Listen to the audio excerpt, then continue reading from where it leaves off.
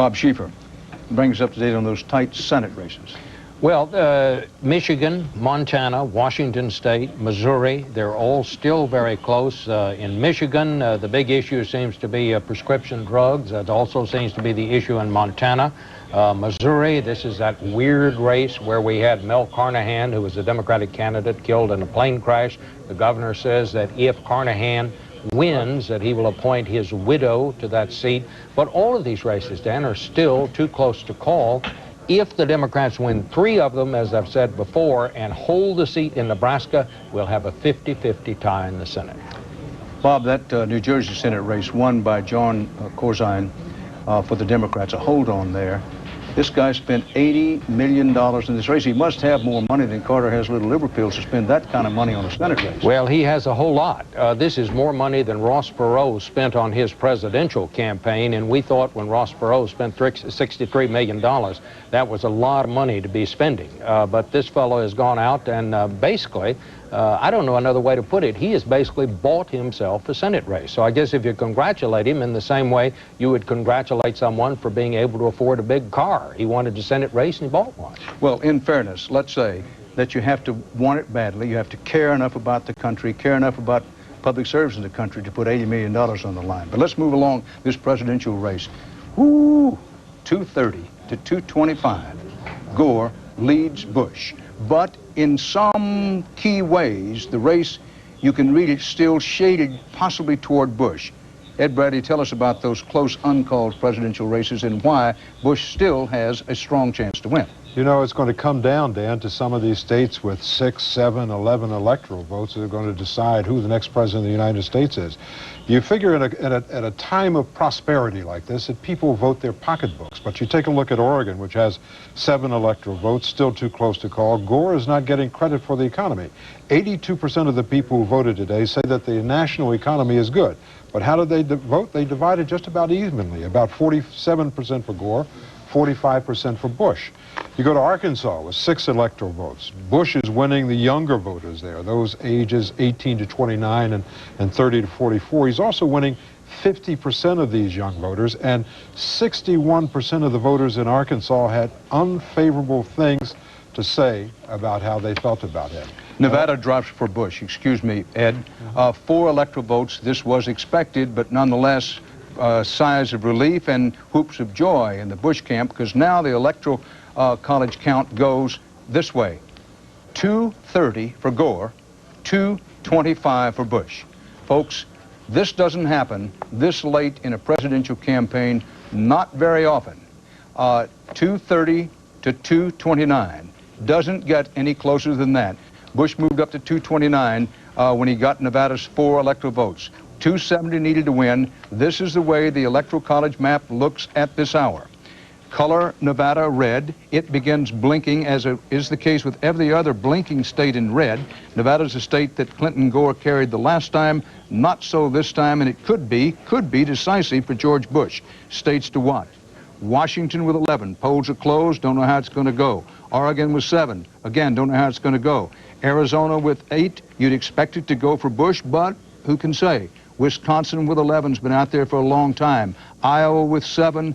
Arkansas with 6. And Florida's Big 25 remains undecided. The Electoral College vote with 270 needed to win. 230 for Bush. 230 for Gore. 229 for Bush. It's seesawed back and forth, so we're bound to make those kinds of things. It may come down to Florida. We started the night saying it may be Florida that decides it. Florida's moved back into the undecided column. May yet be Florida that decides it. Our CBS News election night coverage will continue. Keep the dial right where it is. It's election night on CBS.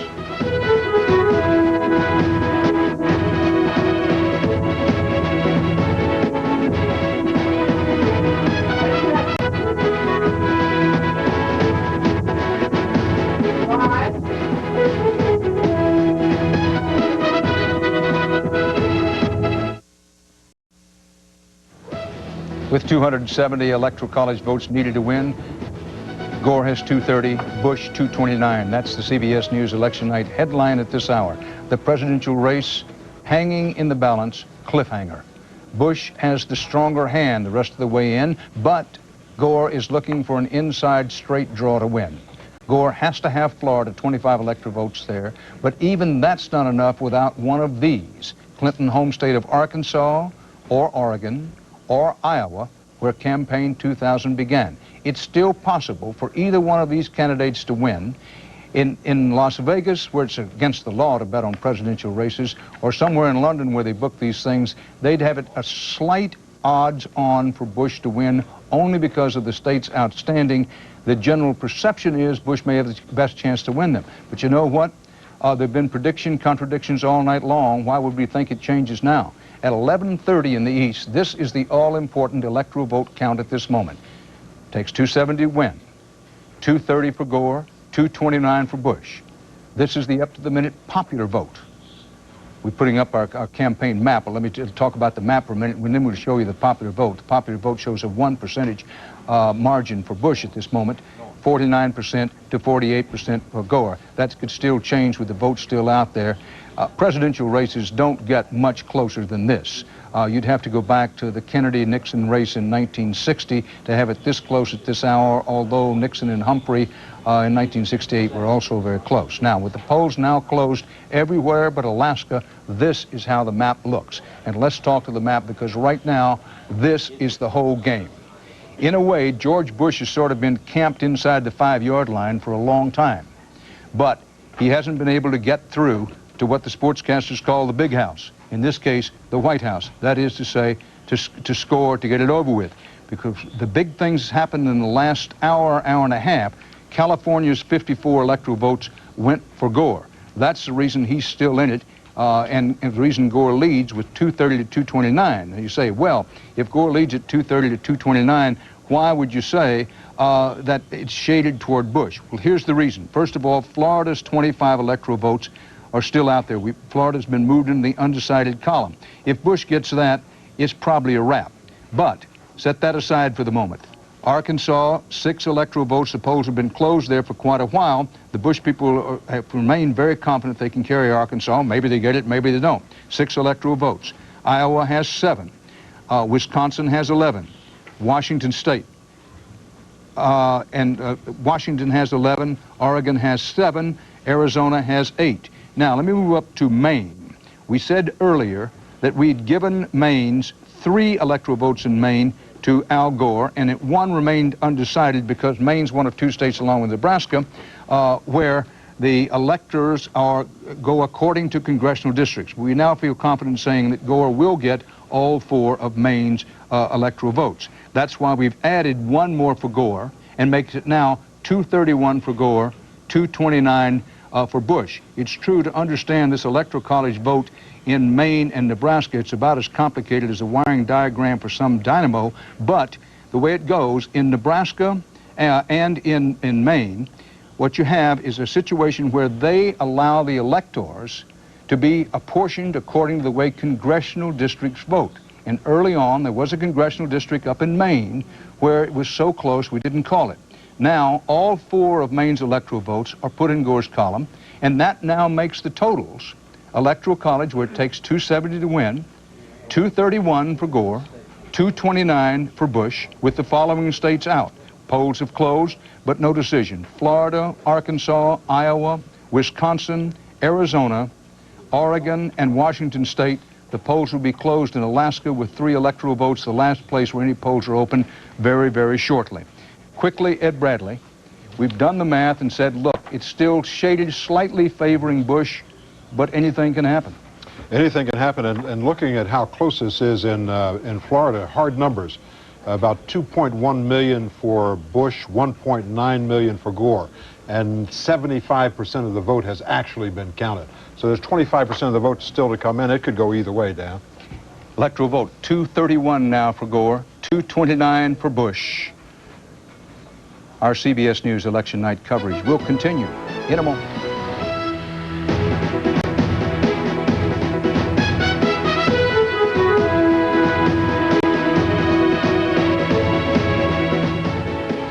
Welcome back to CBS News election headquarters in New York.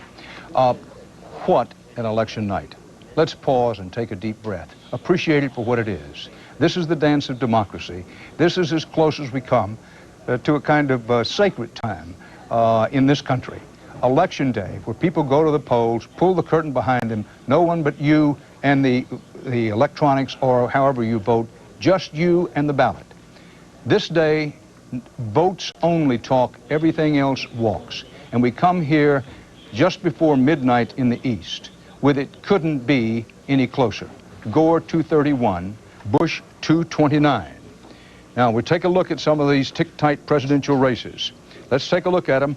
First in Wisconsin, with 11 electoral votes in the presidential race. Trying to get it up for you here. Wisconsin, presidential. Let's send it and hope it gets up. This is the way it looks. Bush 48%, Gore 48%, Ralph Nader 4%. The Gore people will be cursing under their breath about that, whether they deserve to or not. They will be. 11 electoral votes at stake there in Wisconsin. Now, let's move on down to Iowa. 7 electoral votes there.